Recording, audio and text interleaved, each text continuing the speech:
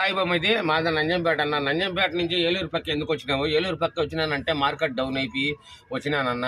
మార్కెట్లో ఏదన్నా వ్యాపారం ఉంటే ఏదన్నా చెప్పు, నా భూమి పాడు ఉంటే చెప్పు, నా చెరువు తోటని అంటున్నాను చెప్పిన. పచ్చిపులుసులు వెంకటస్వామి 7 ఎకరాల నేల ఉంది, వస్తావా? నేను తీసుకుంటాను అట్టా నేల అయితే చెప్పున్నా అని చెప్పిన. నేరుగా పచ్చిపులుసులు వెంకటస్వామి ఇంటికాడికి పోతే, అమ్మా యారమ్మా ఈ ఇల్లు అని, అదే ఆ ఇల్లే సాయిబు అని చెప్పి పోయిందే నేరుగా.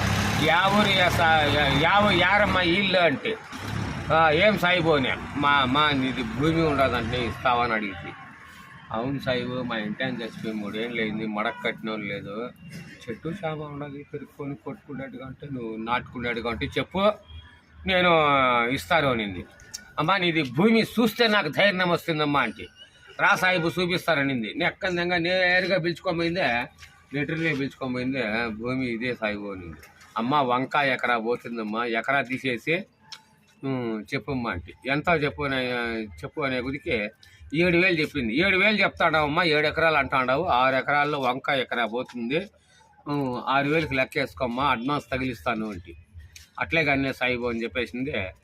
నేరుగా పోయిందే, అడ్వాన్స్ 1000 రూపాయలు ఇస్తే, 1000 రూపాయలు అడ్వాన్స్ ఇస్తానంటే, పో సాయిబు నువ్వు చెరువు తోట పెట్టుకోవని చెప్పింది. ఎస్పర్ సంఘటాదరికి ఏలూరు బీ చెరికి ఎత్తనం తెప్పించి, బాగరాపేటలో బాయ దవ్విచ్చి, దొనపాల్లో దుక్కు దున్ని, కల్లూరుకి వచ్చి కాలువ తిప్పి, సోమలకు వచ్చి సాలు తీపిచ్చి, నంజంపేటలో నాటిచ్చి, పొంగునూరులో పుంతడి కడితే, మొలకల చెరువులో మొలకొచ్చా, సుండుపల్లి దగ్గర చుట్టిచ్చింది, కోటపల్లిలో కొట్టించింది, గాని హిందులో గాని తెచ్చి, అనంతపురంలో అరితి 7 ఎకరాలకు 200 బెల్లం, జానటి జీరకాయ. ఢిల్లీకి ఎత్తి లోడు. ఢిల్లీలోకి పోతే మార్కెట్ డౌన్, అమెరికాలో రేటు. అమెరికాకు బాగూడదు అనుకుని నేరుగా బొంబాయికి పోతే బారడు గుద్దు ఉంది, పొడి చినుకులు పడుతూ ఉన్నాయి, బెల్లం తడిసే రకంలో ఉంది.